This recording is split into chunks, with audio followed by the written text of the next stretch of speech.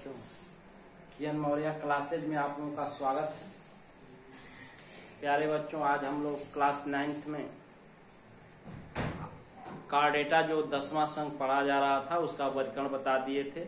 उसमें एक एक करके जो पार्ट है उसको हम बताएंगे। जैसे सबसे पहला, कार्डेट को दो डिवीजनों में बांटा गया था, एक क्रेनिएटा और क्रेनिएटा। बच्चों, एक क्रेनिएटा जिसमें क्रैनियम स्कल में बंद नहीं होती है, खोपड़ी में बंद नहीं होती, उसको एक क्रेनिएटा, और जिसमें क्रैनियम खोपड़ी स्कल में बंद होती है उसको क्रेनिएटा। अर्थात जिसमें स्कल खोपड़ी नहीं पाई जाती है, केवल क्रैनियम खोपड़ी के अंदर बंद नहीं होती, एक craniata due to absence of cranium, skull नहीं पाई जाती है।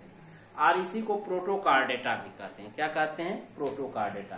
तो चलिए, प्रोटोकार्डेटा और एक क्रेनिएटा, इसमें बच्चों कपाल, जबड़े तथा जोड़ीदार पाद एब्सेंट होते हैं। ध्यान दीजिए, कपाल खोपड़ी नहीं पाई जाती है, जबड़े जाज नहीं पाए जाते हैं, और पैर जोड़ीदार पाद भी नहीं पाए जाते हैं।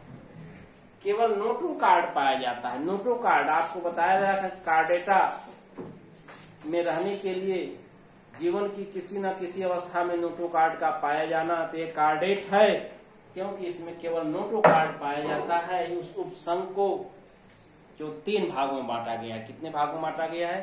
3 भागों में बांटा गया है। पहला है हेमिकार्डेटा, दूसरा उपसंघ है यूरोकार्डेटा, और तीसरा उपसंघ है सेफाइलोकार्डेटा।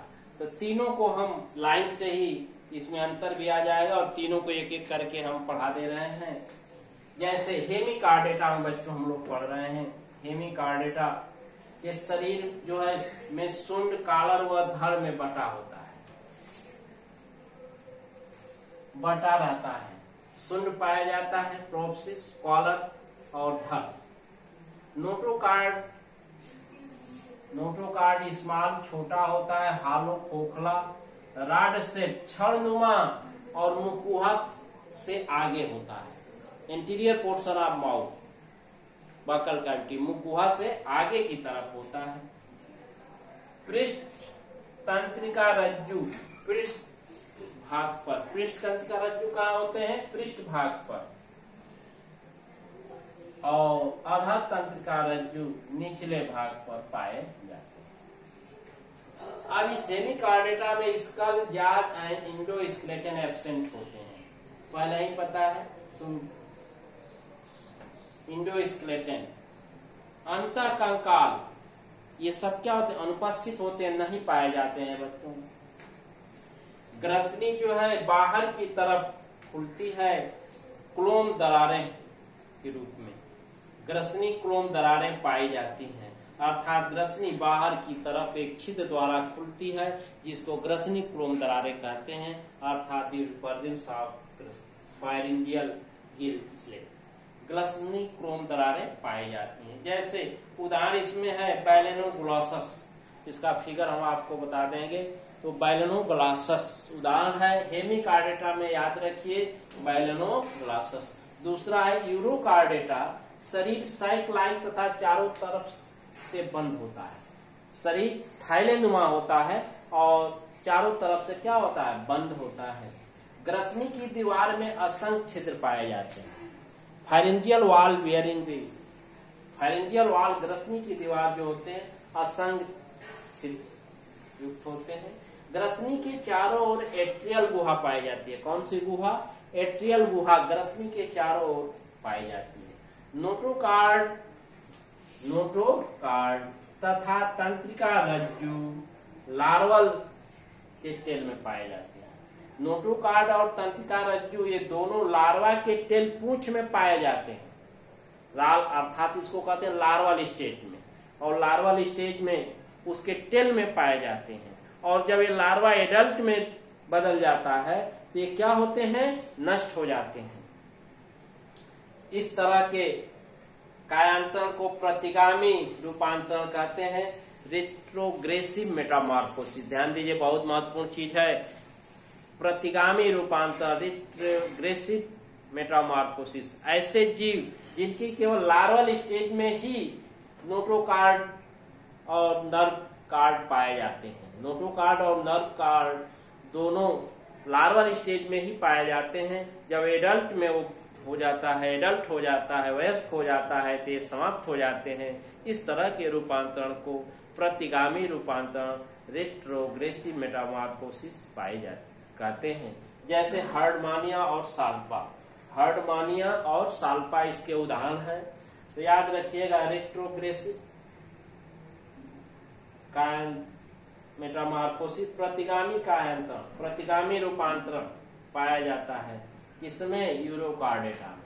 अब बच्चों सेफाइलोकार्डेटा, इसमें dorsal tubular nerve card present होता है। डॉर्सल साइड में पृष्ठ नालवत नर्व कार्ड जो है तंत्रिका रज्जु उपस्थित होता है।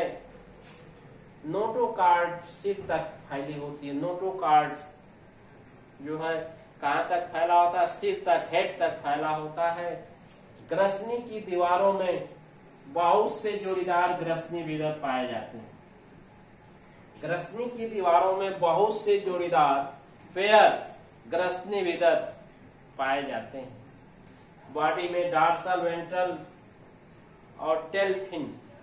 शरीर में डॉर्सल फिन, वेंट्रल फिन और टेल फिन पाए जाते हैं। पख या पंख। डॉर्सल, वेंट्रल और टेल, तीन तरह के फिन होते हैं। एक डॉर्सल साइड में होता है, एक वेंट्रल साइड में होता है और एक टेल पूंछ के तरफ से में पाया जाता है। बच्चों, इसका उदाहरण है एम्फियाक्सस और इसी को ब्रांचियोस्टोमा कहते हैं। क्या कहते हैं? एम्फियाक्सस और ब्रांचियोस्टोमा। अब तीनों हेमिकार्डेटा, यूरोकार्डेटा और सेफेलोकार्डेटा में ब्लाइंगोलोसस, हर्डमानिया, साल्पा और ब्रांचियोस्टोमा के फिगर सहित हम आपको समझा दे रहे हैं इसके आगे के क्रम में। हाँ बच्चों, अब देखिए, जो आपको बताए थे कि एक क्रेनिएटा को तीन भागों में बांटा गया है, हेमिकार्डेटा, यूरोकार्डेटा और सेफेलोकार्डेटा। तो सबसे पहले हेमिकार्डेटा का जो फिगर है बैलोनोग्लॉसस, तो इसके फिगर में देखिए पूरा शरीर फ्लेटमा लाइक प्रोस्थुमा केचुए जैसी है।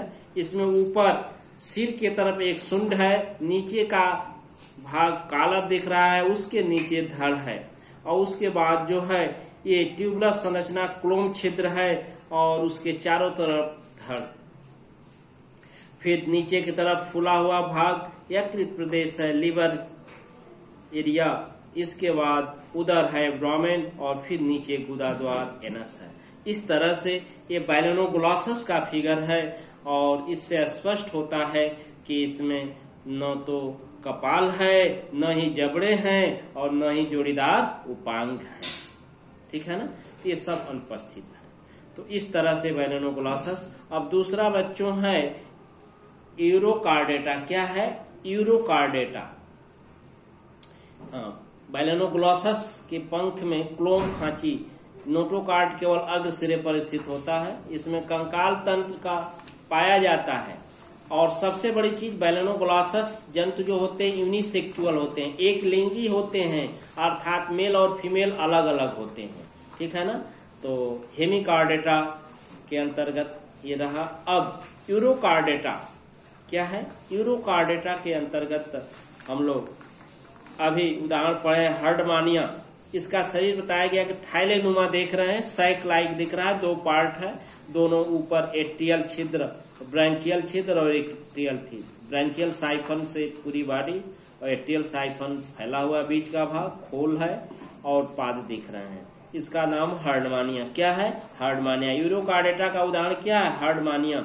इसका शरीर गुलाबी रंग का होता है, पाद तल में धंसा रहता है, अग्र में दो एट्रियल कैविटी है जिसमें एट्रियल छिद्र ब्रांचियल साइफन के दोनों तरफ ये है। एट्रियल तथा ब्रांचियल साइफन का खुलना तथा बंद होना पेशियों द्वारा नियंत्रित होता है और इसका नोटोकार्ड पूंछ तक ही सीमित रहता है हर्डमानिया में। और पूरा शरीर यू आकार की होती है और इसमें जो कायांतरण होता है, रूपांतरण, अधोगामी रूपांतरण पाया जाता है। अधोगामी रूपांतरण पाया जाता है। इस तरह से हर्डमानिया का फिगर है बच्चों।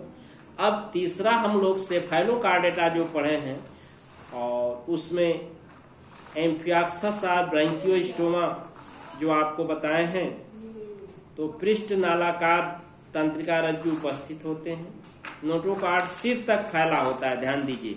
रोस्ट्रम ओरलाइस और पूंछ से सिर तक, इसमें नोटोकार्ड मध्य में देख रहे हैं और ग्रसनी गिल्स दरारें नीचे की तरफ बहुत संख्या में है, अधर भाग दिख रहा है और टेल फिन पाया जा रहा है। इस तरह से एम्फियाक्सस का स्ट्रक्चर और इसी को ब्रांकियोस्टोमा के नाम से जाना जाता है।